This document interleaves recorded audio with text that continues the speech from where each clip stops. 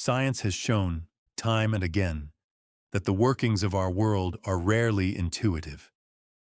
We inhabit a universe with no center, where time passes relative to motion. Nothing can travel faster than the speed of light, and half the cells in our bodies aren't even human.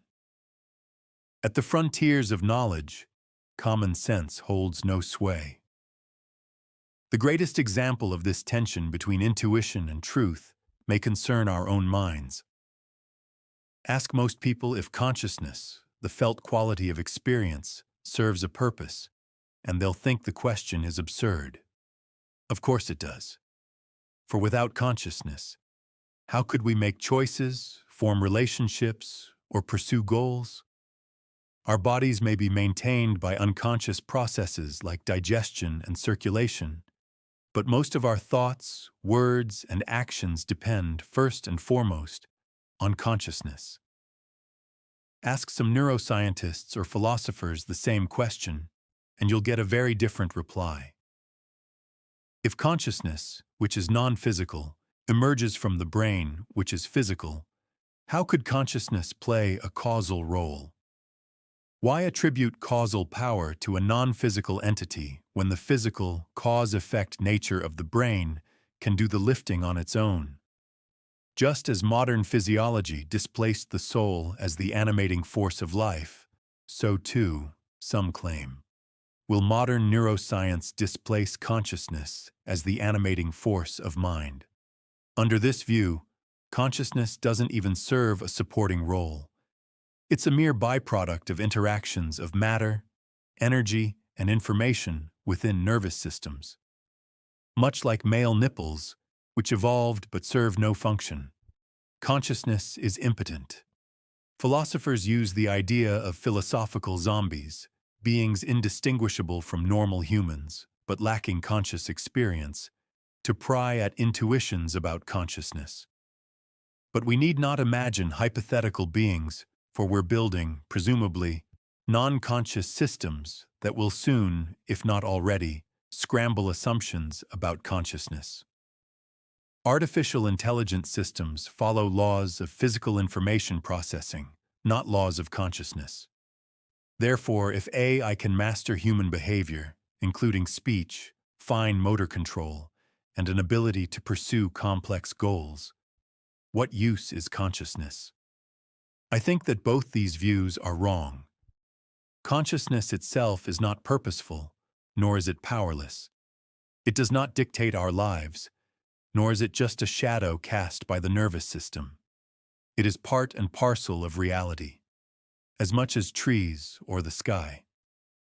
However, because of mistaken assumptions, many of which are baked into perception itself, we don't recognize this. Before proceeding, let's clarify what I mean by consciousness. Simply put, consciousness is the knowing quality of mind. It apprehends sensory objects such as sights and sounds. Without consciousness, we cannot know the sensory world. And without our senses, we cannot make sense of anything. But consciousness doesn't just illuminate the outer world. It also allows us to be aware of inner phenomena, such as thoughts, emotions, sensations, and intentions. In its absence, our minds would be non-experiential darkness, ceaseless processions of events that can never be known. With consciousness as our light, the mind is illuminated. And when our minds are free from distraction and cleared of neurotic thoughts, consciousness casts light on an unexpected landscape, one in which nobody is in control, yet everything happens. It can seem like thoughts, intentions, and beliefs are produced by a conscious self, but consciousness knows these phenomena. It does not create them. Although this might seem counterintuitive, it becomes undeniable when you watch the mind carefully. Even without meditation, we can start to grasp this point. For instance, I just absent-mindedly rubbed my cheek. Consciousness registered my hand on my face but was blind to the instigating intention. Another example. When I think of evolution by natural selection, I believe it's true, but consciousness did not choose this belief, for the belief is the product of past causes, laid down by my father, teachers, friends, and science communicators. Consciousness is a witness, not an agent. Consciousness is like vision, it just sees what's there. But as we'll discover, this is no passive act. Assumption 1. Dualism. When thinking about consciousness, we bring assumptions that often go unseen. Anaka Harris encapsulated one when asking, in Conscious, quote, "How does felt experience arise out of non-sentient matter?" End quote. To those of us lapsed from belief in the soul, it might seem obvious that experiential consciousness emerges from non-experiential matter. But this presupposes two fundamentally separate things: matter and immaterial mind. We may call ourselves materialists, but, to quote Paul Bloom, we're actually common-sense dualists, viewing consciousness and the brain as distinct yet related entities. The Abrahamic religions hold that the soul breathes life into matter. Common-sense dualists flip this around. Matter breathes life into consciousness. We should question this. Over the past few centuries, scientific progress has replaced apparent dualisms with relations of interdependence. We once thought that light and matter were wholly distinct. We now know that they are complementary aspects of the same phenomenon. We used to think that matter and energy were two substances, until Einstein showed they are expressions of one reality, just as he later unified space and time. Maxwell, too, revealed a deep unity between the seemingly separate forces of electricity and magnetism.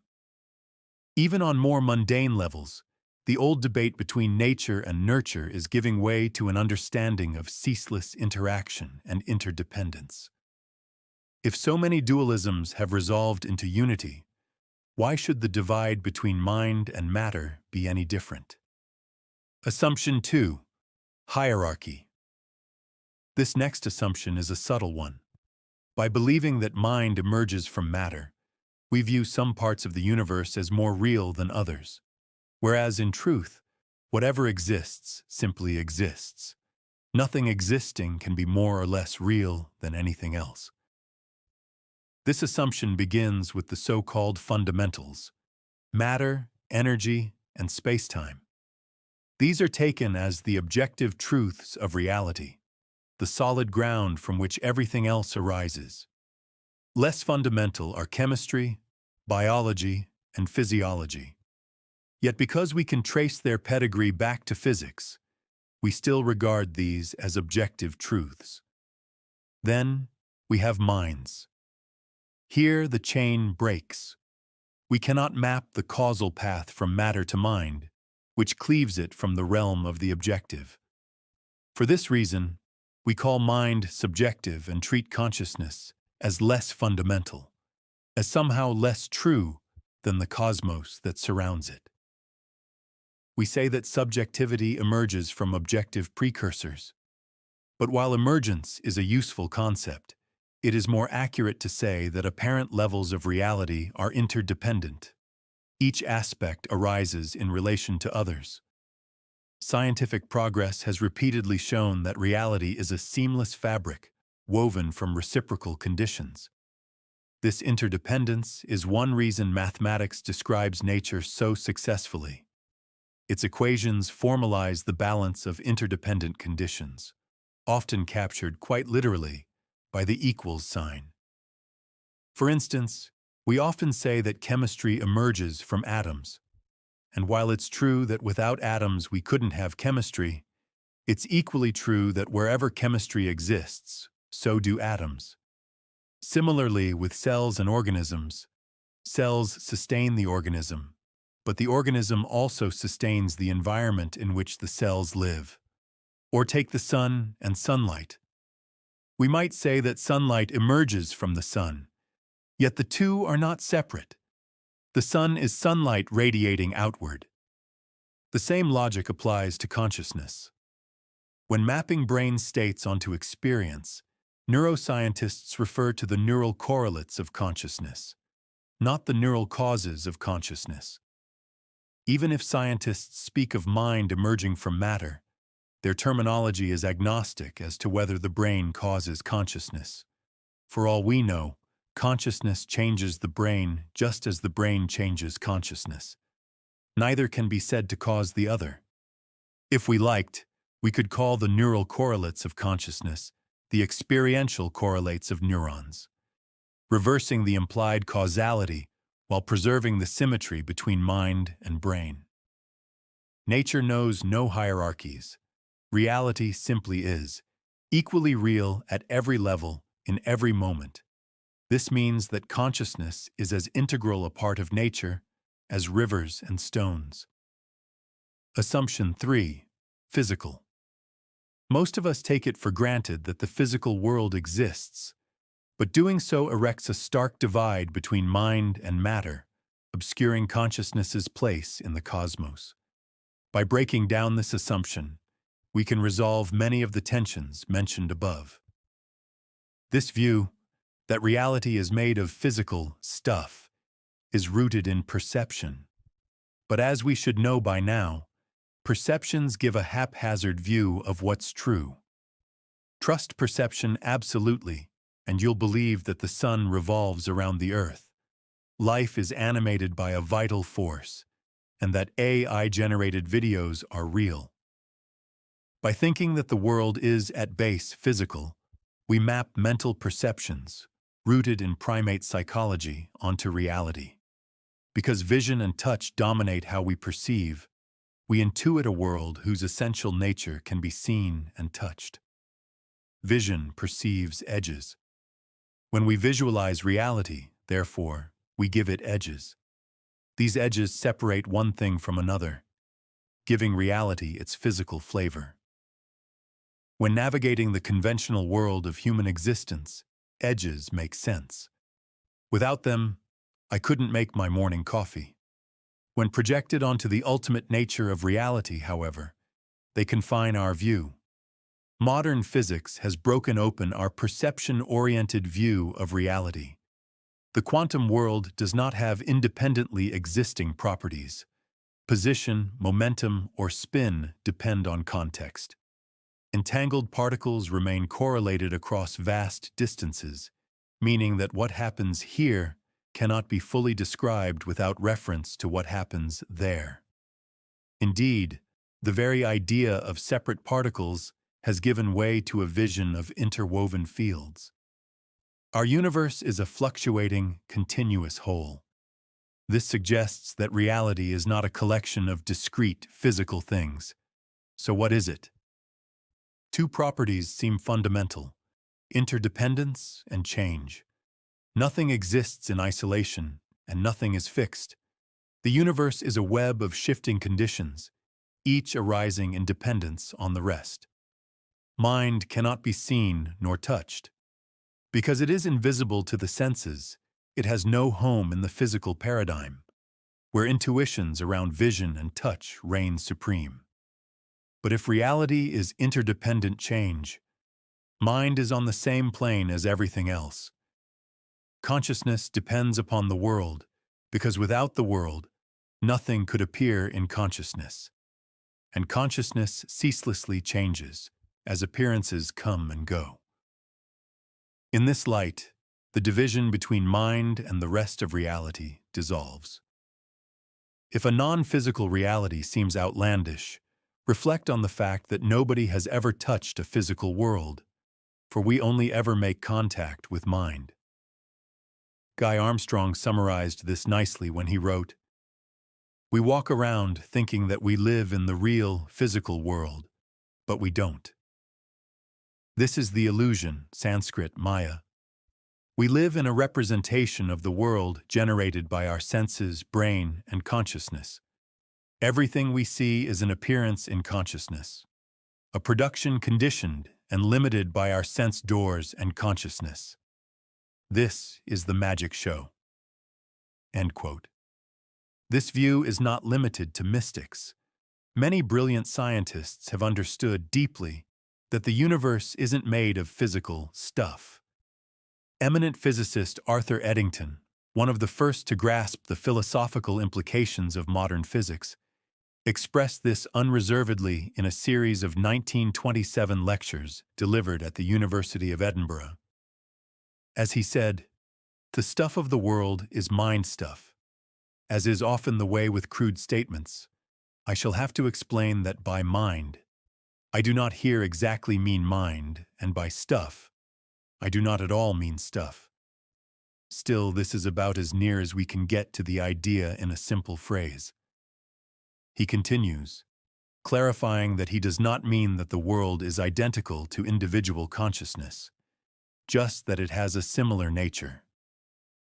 The mind stuff of the world is, of course, something more general than our individual conscious minds, but we may think of its nature as not altogether foreign to the feelings in our consciousness. He then states that space and time are derived from this non-localized, undifferentiated mind stuff. The mind stuff is not spread in space and time. These are part of the cyclic scheme ultimately derived out of it. But we must presume that in some other way or aspect it can be differentiated into parts. Only here and there does it rise to the level of consciousness. But from such islands proceeds all knowledge. On this, Eddington is far from a lone kook. Other brilliant minds, Erwin Schrödinger, Eugene Wigner, and Max Planck, to list a few, expressed similar sentiments. Many people, my former self included, recoil from the idea that consciousness could influence the apparently physical world. Yet our minds affect our bodies, and our bodies affect our minds. Doesn't this hint that they share a common nature? But what's the point of consciousness? This all leads back to the mystery at the heart of this essay. Does consciousness do anything?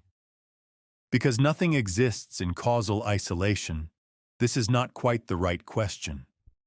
The idea that a single process could do anything is a useful convention, not a reality. What we call purposeful action or doing is, in truth, just a narrow slice of a vast confluence of unfolding conditions. Their relationships are so seamless, reciprocal, and distributed that no system of human thought will ever fully comprehend them. Indeed, causation itself is a construct, a way to catalog a ceaselessly changing whole so that its relations can fit into our limited minds. Nothing in our universe is ultimately purposeful. Every moment is a meeting of conditions, never fixed, never final. This understanding becomes tangible through meditation. When practice matures to a stage where impulses, to think, speak, or move, are seen from beginning to end, we start to appreciate that volition itself is conditioned. Impulses come as if from outside us. As this wider perspective stabilizes, the idea of doing stops making sense. From here, there is simply seeing as we watch conditions unfold. There are no fixed points of causation, no points or processes privileged over any others. This is why, in Buddhism, dependent origination, the philosophy that all phenomena arise in dependence on other phenomena, is a natural law. The path to enlightenment involves understanding this law on progressively deeper levels. Here, science and spirituality converge. Introspection reveals that things go together, science how they go together. Consciousness, therefore, is just one of many conditions that influence our lives. 6. It does not determine anything, for it stands neither above nor apart from reality's multifaceted unfolding. But when consciousness sees what's happening, the conditions that follow are different than when it doesn't. This seeing leads to greater freedom, without needing to do anything at all. Years ago at Sayadaw U Tejaniya's monastery in Burma, the Cambodian teacher Hor Tuk Loon explained this to a group of us. He said that there is no need to do anything, because the fact of bringing awareness to experience is itself the changed condition that leads to freedom. And as he put it, when you see this way, you cannot suffer. By default, we slip into unawareness as habitual patterns of grasping and aversion play out. When consciousness sees these habits, their momentum abates and can occasionally cease altogether. Our nature is nature. Consciousness is a natural, selfless process. No entity stands behind nature, directing its unfolding. Trees grow, rivers flow, and rain falls of their own accord. Likewise, consciousness sees without a seer. It is unique, however, in that we see the world through consciousness. For this reason, it is not some adjunct to reality. In the words of philosopher Galen Strawson, consciousness is the most certainly known natural fact. When we forget this, we lose sight of our place in the cosmos. When we remember, consciousness can become a lamp to dispel darkness, letting us rest at home in our being.